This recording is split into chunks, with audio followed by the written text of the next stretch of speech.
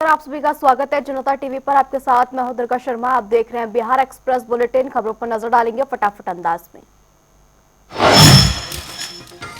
पटना में केंद्रीय मंत्री जीतन राम मांझी ने उपराष्ट्रपति चुनाव में अपेक्षा से अधिक क्रॉस वोटिंग होने का किया दावा और इंडिया गठबंधन को नसीहत दी है कि वो चोरी के आरोप छोड़कर आपसी समन्वय पर ध्यान दे।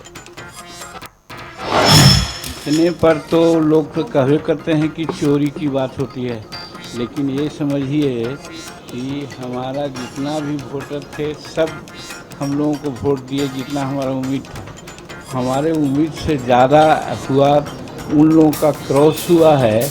उन लोगों में जो फुटंगी चल रहा है, इससे वो सचेत रहे हैं। चोरी की बात भूल करके आपसी संगठन की बात करें तो अच्छा रहेगा, नहीं तो उनका लुटिया गोल है ही है।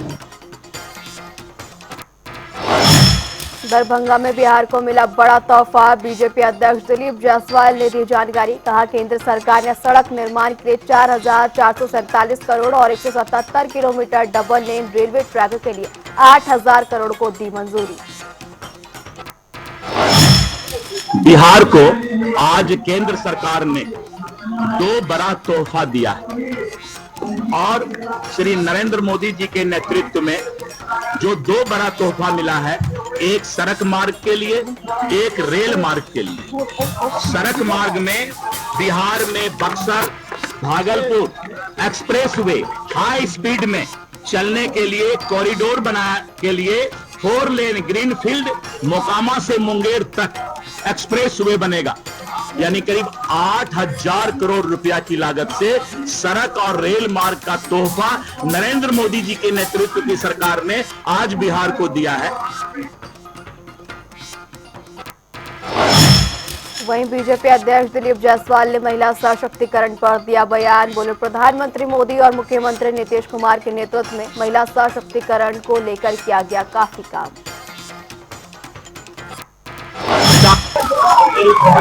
नीतीश कुमार जी और नरेंद्र मोदी जी के शासन में जो महिलाओं का सशक्तिकरण हुआ है, पहले हमको ख्याल है कि आज से 2 साल 3 साल पहले जब सभा होता था तो 25-50 महिला मुश्किल से सामने में 1-2 रो में बैठती थी। आज पूरा महिलाओं की संख्या 2/3 हो रही है सब जगह। ये इस बात को बताता है कि महिला सशक्तिकरण के लिए काम किया गया है और नीतीश कुमार मोदी जी के नेतृत्व में बिहार का विकास रफ्तार पकड़ चुका है।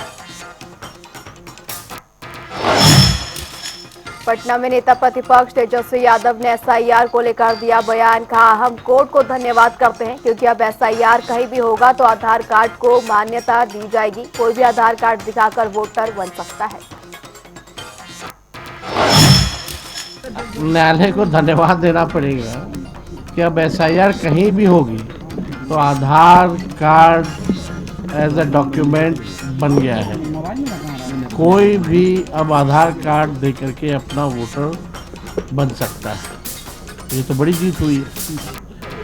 अब तो वहीं पटना में केंद्रीय मंत्री जीतन राम मांझी ने एसआईआर मुद्दे को लेकर दिया बड़ा बयान। कहा एसआईआर और मतदाता सूची शुद्धिकरण से सही नागरिकों को मिलेगा वोट का अधिकार। बाहरी वोटर नहीं, चुनाव आयोग का काम सराहनीय। हमारा मतदाता सूची है, उसको पुनरीक्षित करने के लिए अगर सघन अभियान चलाया जाता है तो गलत क्या बात है। उसमें मरने वाले लोग हैं, बहुत से बाहर से आकर के नाजायज वोटर लिस्ट बना करके रह रहे हैं और राजनीति को प्रभावित करते हैं। तो ऐसे तरह के शुद्धिकरण करके जो भारत के रहने वाले नागरिक सचमुच में हैं उनको वोट देने का अधिकार दिया जाएगा, बाहरी को नहीं दिया जाएगा। इसमें गलत क्या बात है? होना ही चाहिए। बिहार की बात आ रही है, अगर समूचे देश में करना चाहिए तो एकदम उचित बात है। हम इसमें चुनाव आयोग को हम धन्यवाद देते हैं। पटना में उप मुख्यमंत्री सम्राट चौधरी ने राघोपुर हत्या मामले पर दिया बड़ा बयान। कहा लालू यादव का परिवार अपराधियों को देता रहा है संरक्षण। किसी उम्मीदवार की हत्या की पूरी जांच होगी और कार्रवाई भी की जाएगी सुनिश्चित। राघोपुर में हत्या होने से किसको लाभ हुआ ये सब जनता जानती है। लालू प्रसाद जी का पूरा परिवार यही काम करते रहा। लालू जी का पूरा परिवार हत्यारों को, अपराधी को संरक्षण देते रहा।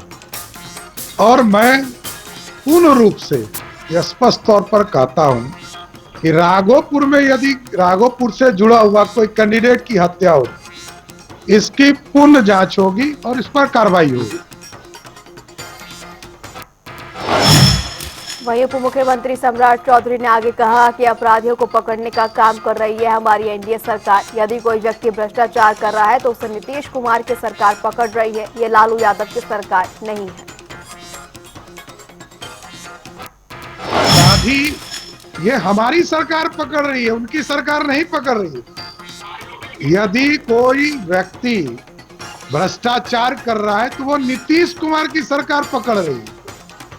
नीतीश कुमार की सरकार जेल में डाल रही है अब, और जो भ्रष्टाचार कर रहा है उसके घर से पैसे निकाल रही है। ये नीतीश और मोदी की सरकार कार्रवाई कर रही है। ये लालू जी की सरकार थोड़ा है। लालू जी की सरकार का मतलब पूरा बिहार जानता है। आगामी विधानसभा चुनाव पर बोले केंद्रीय मंत्री पीयूष गोयल। कहा बिहार में डबल इंजन सरकार की उपलब्धियों और विकास को देखकर पूर्ण विश्वास। आगामी विधानसभा चुनाव में मुख्यमंत्री नीतीश कुमार के नेतृत्व में एनडीए को मिलेगी ऐतिहासिक जीत।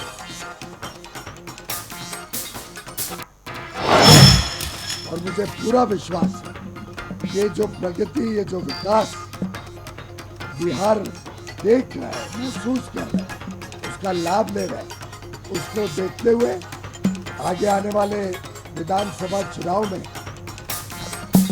ऐतिहासिक विजय नीतीश कुमार जी मुख्यमंत्री जी के नेतृत्व में एनडीए को मिलेगी।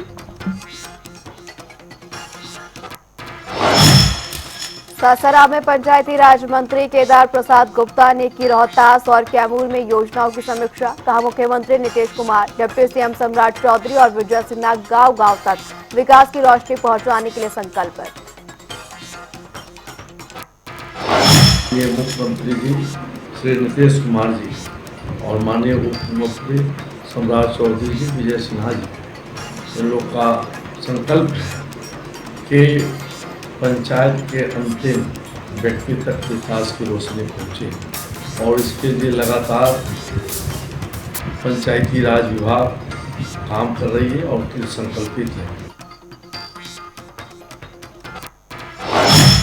पंचायती राज मंत्री केदार प्रसाद गुप्ता ने दिया बड़ा बयान। कहा प्रधानमंत्री मोदी का संकल्प आत्मा गांव की, सुविधा शहर की। सरकार जनता को बुनियादी और मूलभूत सुविधाएं प्रदान करने के लिए लगातार कर रही काम। माननीय यशस्वी प्रधानमंत्री जी कहते हैं आत्मा गांव की, सुविधा शहर की, और इसके लिए हम लोग काम कर रहे हैं, चाहे सोलर लाइट लगा करके हो या फिर पंचायत सरकार भवन बना करके, हम लोग सभी दिशा में काम कर रहे हैं। और यशस्वी प्रधानमंत्री श्री नरेंद्र भाई मोदी जी के नेतृत्व में देश आगे बढ़ रहा है और माननीय लोकप्रिय मुख्यमंत्री श्री नीतीश कुमार जी, लोकप्रिय मुख्यमंत्री आदरणीय सम्राट चौधरी जी, विजय सिन्हा जी के नेतृत्व में बिहार आगे बढ़ रहा है और आगे बढ़ाने के लिए हम लोग लगातार मेहनत कर रहे हैं काम। नेपाल के हालात पर केंद्रीय मंत्री पीयूष गोयल का बड़ा बयान। कहा नेपाल की स्थिति पर विदेश मंत्रालय सतर्क, हेल्पलाइन की गई है शुरू और सरकार जरूरत पड़ने पर भारतीयों की सुरक्षित वापसी करेगी सुनिश्चित। विदेश मंत्रालय पूरी तरीके से निगरानी रखे हुए है वहाँ की परिस्थिति पर। कल रात को मेरी वहाँ के एम्बेसडर से भी बात हुई जो वहाँ पे राजदूत है और कारोबार संभालते हैं भारत के लोगों को ठीक ठाक से वहाँ पे रहना, वहाँ से वापस भारत आना, उसकी चिंता करें और हेल्पलाइन भी शुरू की गई है।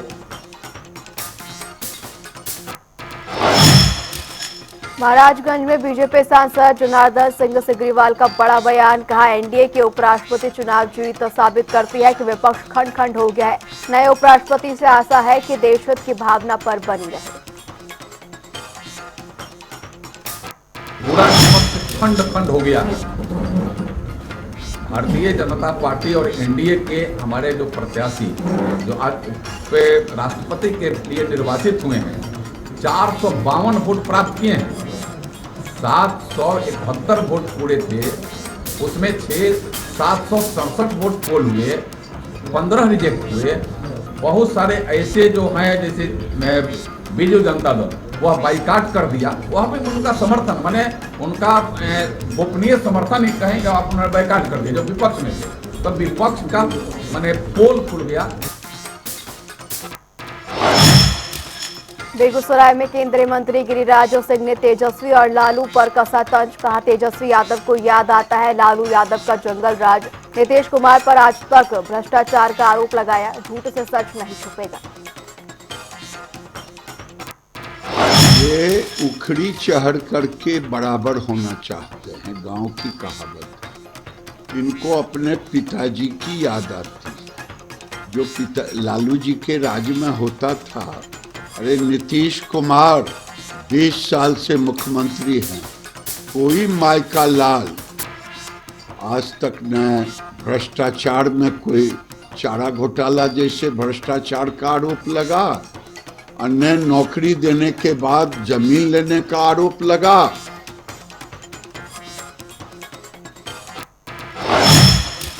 पटना में बीजेपी नेता सैयद शहनवाज हुसैन ने एसआईआर पर दिया बड़ा बयान। कहा, बिहार में एसआईआर का प्रयोग रहा सफल, इसे पूरे देश में होना चाहिए लागू। चुनाव आयोग ने स्पष्ट किया है कि एसआईआर पर किया गया दुष्प्रचार पूरी तरह गलत।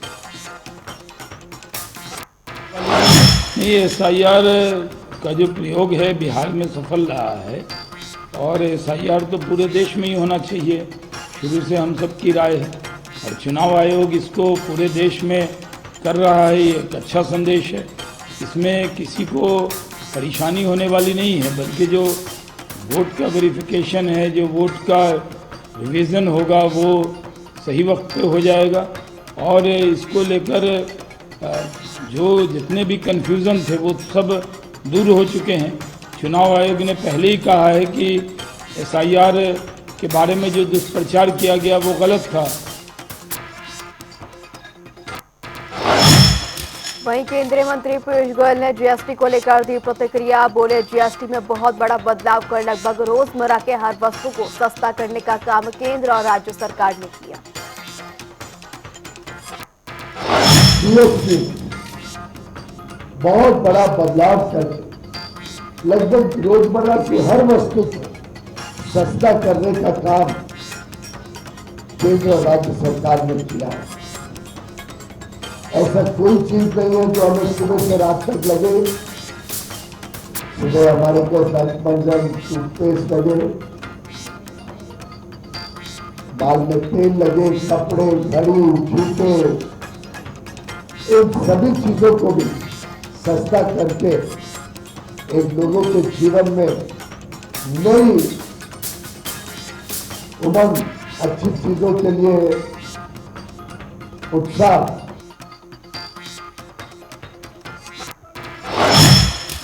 बीजेपी युवा मोर्चा के राष्ट्रीय अध्यक्ष तेजस्वी सूर्या ने कांग्रेस आरजेडी पर साधा निशाना। कहा, ये दोनों नेता जनता को कर रहे गुमराह। ये लोग युवाओं के भविष्य के लिए नहीं बल्कि अपने भविष्य के लिए कर रहे राजनीति।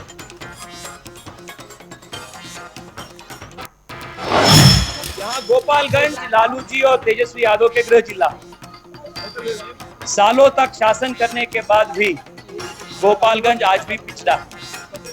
यहाँ से हजारों युवा विदेश जाने में, गल्फ जाने में, पलायन का मजबूरी सामना कर।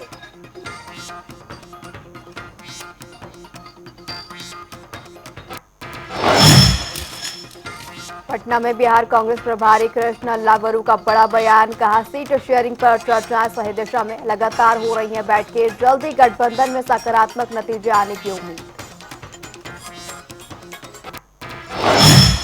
सीट शेयरिंग पे बातचीत अच्छी तरह चल रही है और हर बैठक में ज़्यादा से ज़्यादा सीट क्लियर करने का प्रयास हो रहा है। हम संतुष्ट हैं और मुझे लगता है कि आने वाले दिनों में इस पर अच्छी प्रोग्रेस दिखेगी। कोई भी गठबंधन हो, किसी भी प्रदेश में हो, किसी भी देश में हो, अगर नए अलायंस पार्टनर्स जुड़ेंगे तो जो मौजूदा पार्टनर्स हैं उनको थोड़ा थोड़ा तो सैक्रिफाइस करना ही पड़ेगा। तो ये